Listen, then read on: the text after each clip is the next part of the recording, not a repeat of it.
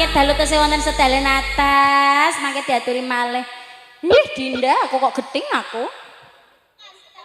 Astagfirullahaladzim ya Allah. Diomongi sing apik nek nganggo klambi kok iso disuweki kabeh. Lah iki ora nganggo jilbab kudune do nanti Astagfirullahaladzim. Bu, silai kudung, Bu. Silai kudung, Bu. Bu, silai kudung. Bu. Silai kudung, Bu. Dalam. Aku kok kuatir nak keceblokan gedang aku. jare sing mbok goleki keceblokan. Ceblokane niku nek anu salah ngoten nggih seneng, nek terus ning sirah dak nggih. Lah itu kan manggone nang ndi jaluke. Nggih wonten pokoke mangke tak WA sak gambare. Ora ngono. Kowe kok anggeman foto order iki kok ndelok nek nang gone omah arep bojo. Mang mula iku buangeten sing ngekeki order liyane order ngono gak ana piye kok. Aku ngenteni lho Bu ya, patayat engko ning gone sapa? Arisan aku bayar double ping pira? Ya Allah, aku kok lali ora bayar arisan lali aku. Yasinane ning omahe Lis.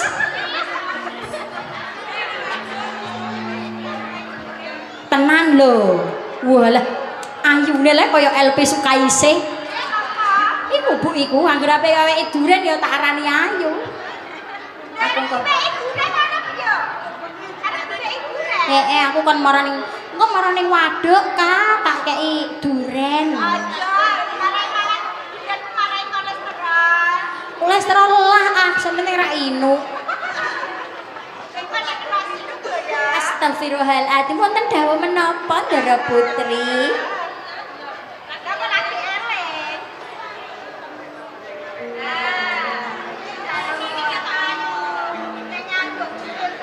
Islam ora gelem kudul. Tatakno ayo.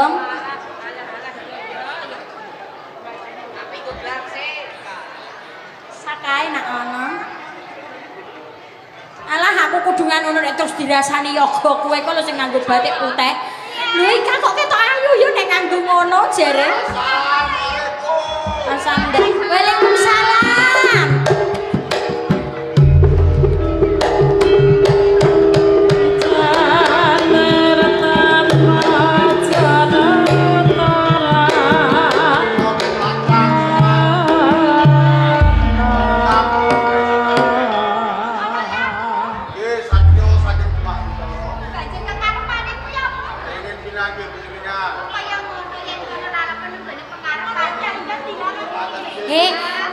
Enggal diaturi nganggur kok jenengan iki baring napa mboten lah ditakoni ngoten to. Lah nang ngeten kok.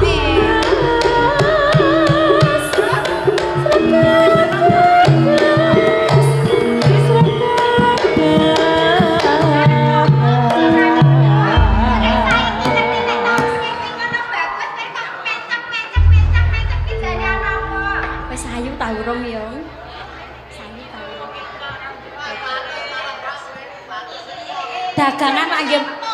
Dagangan langgih mayong-mayoke alah. Iki dagangan to. Lho, lah sing ngadol jemblem wau sinten? Dadi pejabat iki kudu jemblem. Nggih. Iki jemblem. Alah, tak online no. Apa ada saya kenal apa orang dulu? Iya.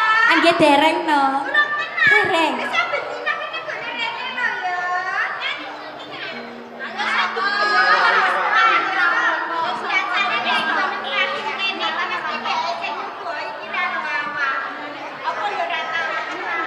Boten, kula kan wedi nek wonten ngeten iki. Ning guri ae ya, iya.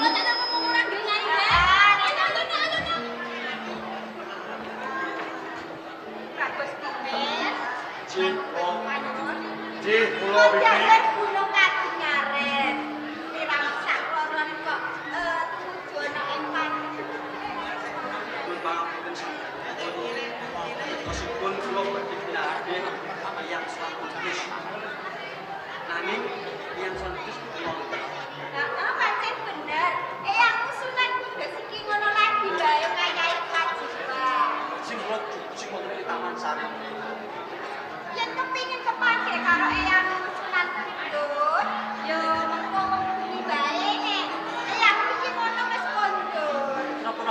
sinaso yang bagus kita nonton ini wonten panjenengan kekalih yang sami sebut yang Panten Wangi. Yang ngono lungguh pedisik. Halo Mbak Mas, duduk. Nggih, monggo. Mbak Mas duduk. Jane lek ora arep ketemu karo yang jane arep tinggal biasa kan jago kok dadak ngandel yen tunggu lek. Jadi kuwi wong Ewo, kowe pun nuwuh panten kekalih. yen perkara umur ya wis muprah to. Kalah kok siramu kabeh kabeh men lantanan pun umur kawat siyang ya wis pas ngono. Kowe pun titik maksudipun panjenengan kekalih menika boten pantes kula hukum ya. Tibane ra diet tak saya. Kok pasuryan. Kok malah guyoke yo kan, Dok. Ya bayi Mas, nyuwun sewu iki. Aslinipun kula kalih Kang Mas Pak Nin niku kepengin pakai panjenengan. pengen ketemu karo Nggih. banjur yen wis ketemu karo jane arep Wis tunipun Kang Mas Pak kados mungkin menika kapan saged kalih panjenengan. apa tenan? Nggih ya. Apa iya? Kula dados pasuksen. Wah cuma kapan iki Yen kowe ora kok kapan lawan Kanggo Matisari? Yen lawan aku iki ora. Panjenengan nggih Tenang. panjenengan kekalih. Nanging saya titik maksudipun itu boten pantes lamun panjenengan kekalih tergabung Eyang Sang Kudus. Sinten Eyang Sang Kudus? Awakane sepuh menawi katimbang Gus Wangi niku disebut kan panjenengan kekalih. Pancene bener kaya ngono kok kan.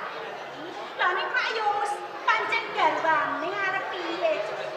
Eman-eman.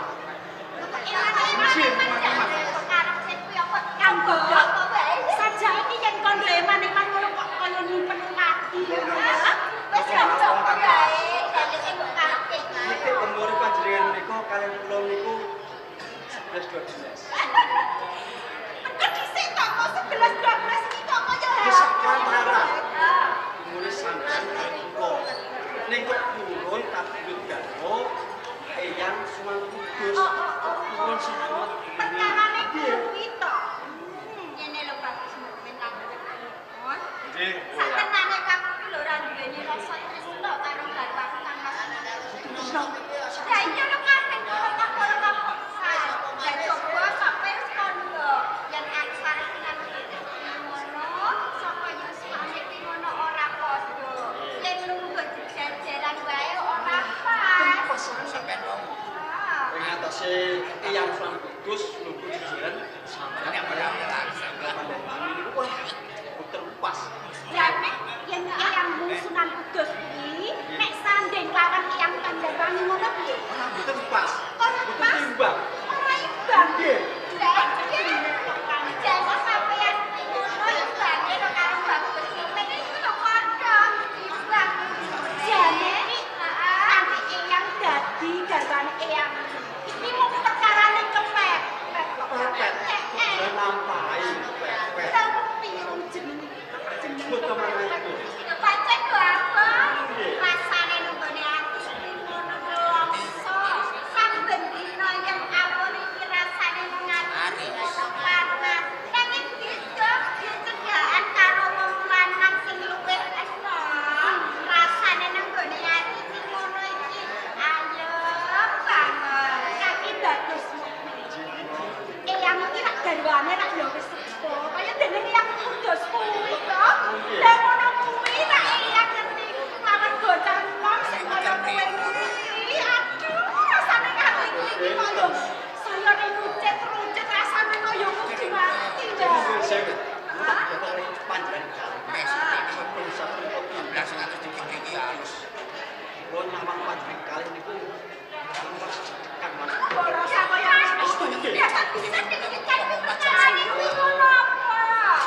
Kuwi nek matur aja Kan jatuh sikit songas. Stop kok iki ora usah bisa nek kowe nyaman banget Eyang kabeh iki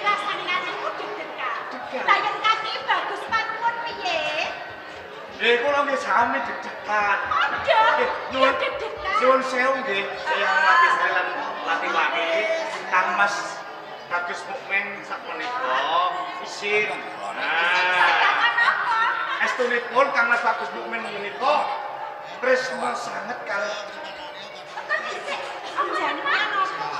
Sliramu tresna tenan. Lair batin karo eyang. Kene lho. Eyang. Tak tenane aku kok duweni rasa tresna karo awak. Saben-saben kula suwaneng gede tresnane Kang Mas Suman.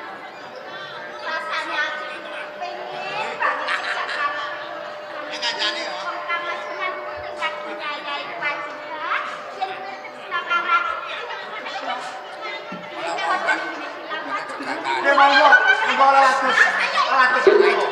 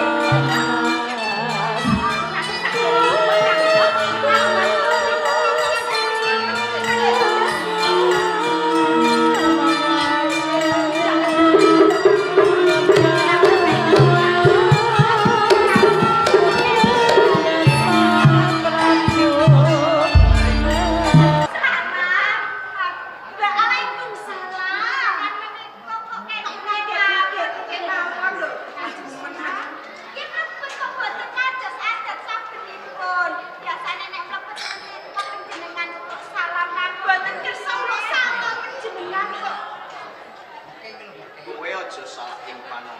Nggonku ning papan kene nggonku salah.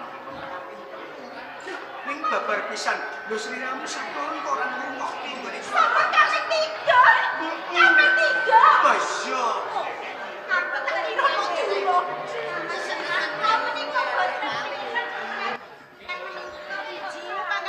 Jane iki aku ngumun lho. Sagara sing dirembuki apa to? Lho nganti garwane temeko ana ing daleman kok kowe nganti ra krungu. Kalau mau kula menika kebok. Santri wonten ing pati. Sebenere kula. Basya, yo kuwi sing tak karepno. Senajan kok kepiye wae, kowe iki mono dadi ibu-ibune nang panti kudus. Tumindak sapecak tembung sak klimat. Mungkone bakal tinuwat kabeh layat to santri ana ing panti kudus. Tan sepuro tok. Kanjeng Sunan. Jenengan boten ngantos lek. Training pun Kang Mas Kimono bubar netepi wajib. Ning dina pun Kang Mas kersake lho setan. Jenengan menika. Saaken Kyai Bromo Cintanku. Iya. Tetep diajak. Jenengan. Boten kados adat sampun untuk Kanjeng Sunan. Adatku biyane iki aku yo temeko ning papan iki saja makmur. Kanjeng Sunan! Kanjeng Sunan! Kanjeng Sunan!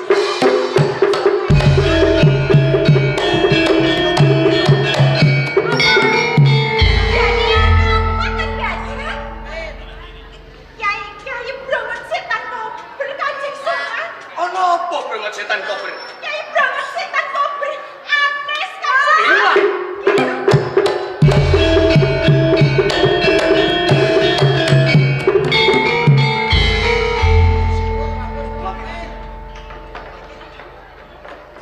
Nyuwun pangapunten. Kok gagap gugup gusa-gusu.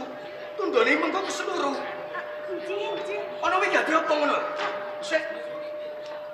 Lagi sak. Mari. Nggih kula Kanjeng Sunan. Latiwangi. Nggih kula. Dene ngopo saben-saben kowe tak timbali kok nyingkul kelawan pangarepanku. Ana wigati apa kene? Boten wonten napa-napa kok Kanjeng Sunan saestu. Yen to ora napa, nanging gene apa? yen to brongot setan kober sakwise sing dibatak tayo iki dina murca saka pelangkane. Aku ping takon. Sapa tamu ning Panti Kudus? Boten tamu. Tamu menika wonten santri enggal ingkang badhe niku. Niki apa? Santri kok Kanjeng Sunan Nggih. Wonten santri panjenengan. Bisa maneh kowe aja golok ana ing pangarepanku. Yen to kowe golok mengko mundhak dosa. Yen to kowe dosa mlebu ana ing neraka. Ngapusi dosa. Kowe iki bojone sapa? Sunan Jawarsoti. Nggih. Bapak panjenengan. Banjur sapa kamu? Boten tamu.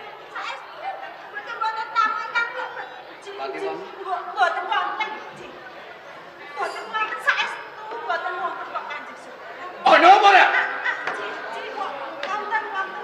Banjur sapa? Nika Sapa nglati saya?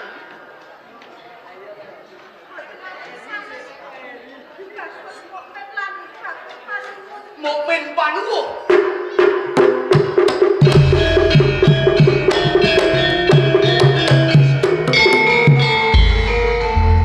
Indah men. Sing iku sono kowe iki kudu wong desa Sasi. Tak sengkak kinamur pinangka dadi garwaku. Kurangi apa? Nanging iki dina kowe kok tumindakmu nalika saka bener. Ana sambung rakete apa ora?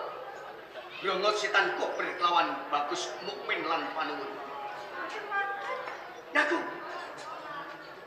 Ana apa ora? boten wonten kok Kanjeng Sunan. Ana apa ora? Boten wonten. Sepisan maneh. Ana apa ora? Ana apa ora melati?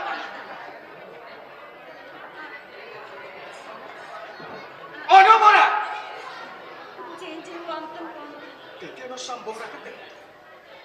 Jenjen punika leres. Yen to iki dina iki brongot setan kober disuwun ambil kan Panuwun lan Mukmin. Indah men melati wangi lan ping lapisan. Derajat nak derajat rokok. Diunggahno kaping 1000 sedinane bebasane. Bakal yo kloro. Yen to iki dina ming jatuh kowe.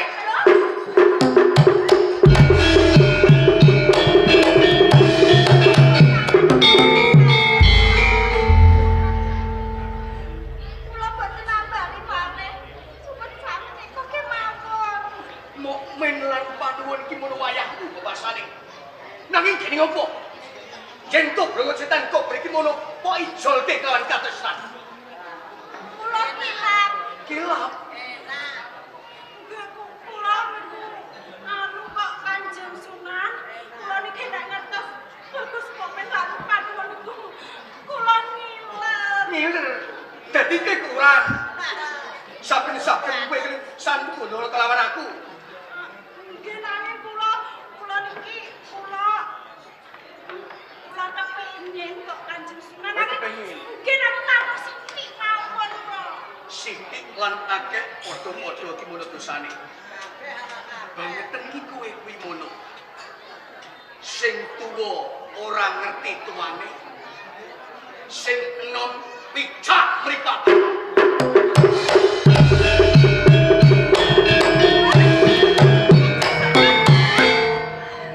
Terus pikir iki kan mbok kae kawan dhewe wis tutup sama kode mari ndok Kanjeng kados pundi ya ngono ya ayo padha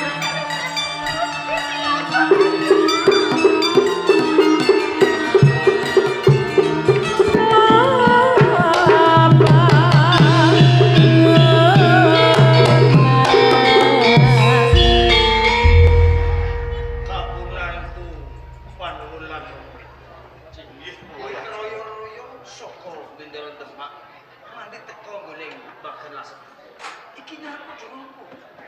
Saderepun kula ngaturaken tak kula. Senajan yang tengah dalan ora apa-apa. Jane praegene ae tak kanthi ana ing pendopo nanging kuwi sakarang tak anggap kowe dene anak. Apa panyun? Matur marang Pak. Nyuwun sewu. Kayang kestanipun kula dumateng panjenengan apen panggih. Oh, yen wis ketemu pun kula kados anjing banget. Bukan sepatus Gusti panjenengan. Ampun balelo wonten ing kasotran to, Pak. Nggih. Panuwun men. Yen kuwe sowan ning Mbah Lasih. Kuwi krana kapan aku matur nuwun.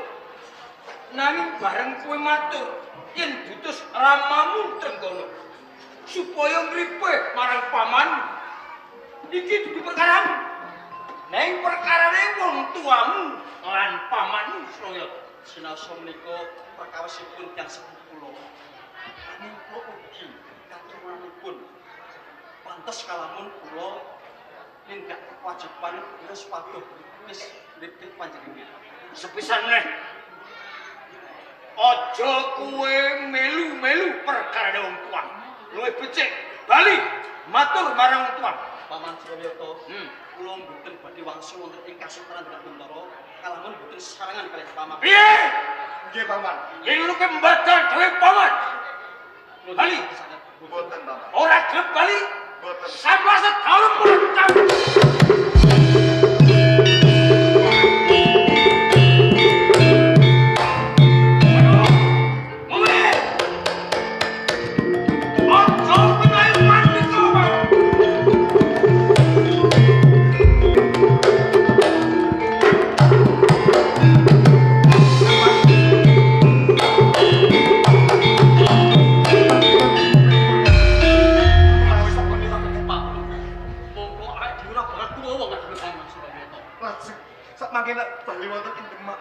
Mboten sesarangan kalih paman. Pripun kan? Ngene sak mangken asal tuku. Awake dhewe sesini tak. Paman Suryata to. Ayo.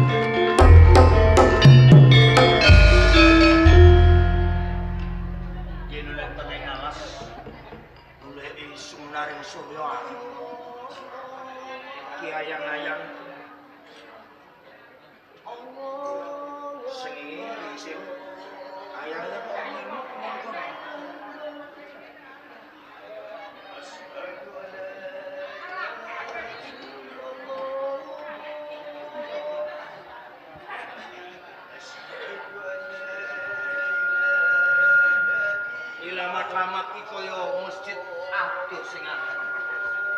Ana sing saung saku.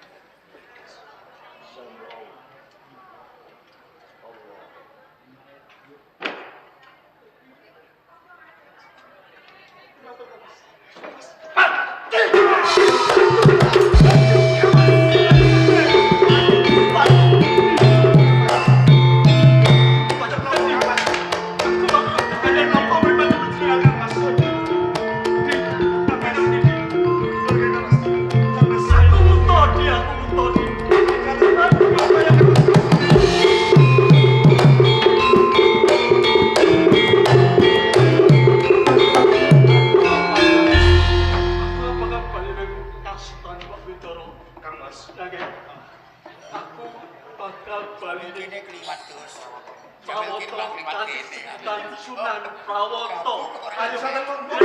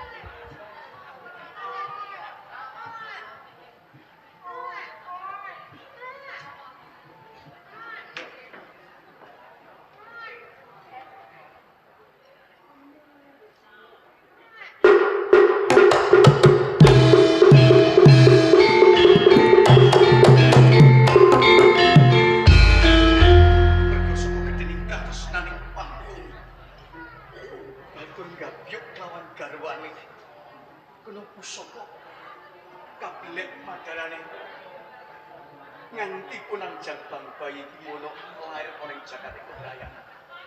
Iya. Wani. Aku percaya. Sulawyoto. Senajan to kepiye wae. Kowe lali netepi wajib nyembah ana ing pangarsane Gusti Allah Subhanahu wa taala. Senajan to kowe pekaning pati ning arum gandang pingganing kaya dening kembang. Kembang utawa sekar mati ana sak pinggiring kali utawa lepek. Besok Sulawyoto bisa diarani Pangeran Sekar Sido Lepek.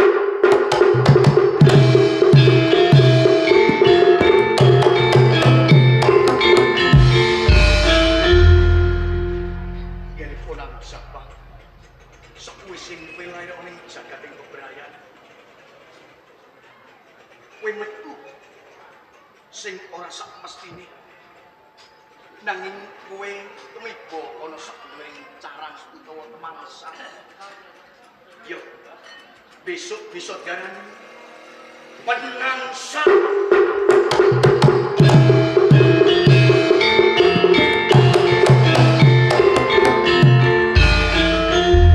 Nggih kanten menika lelampahan Sulawyoto Balilo lairipun penangsa. Panjenengan sami saged metik sae lan botenipun. Monggo sedaya kaluputan pendem-pendem ana ing gumining pangapura. Dimen ing manggenipun saged tukul rahayu wonten ing Demak Bintoro lumebel wonten ing kagungan kersa. Kanthi sesebatan Robbana atina fid dunya hasanah wa fil akhirati hasanah wa qina adzabannar.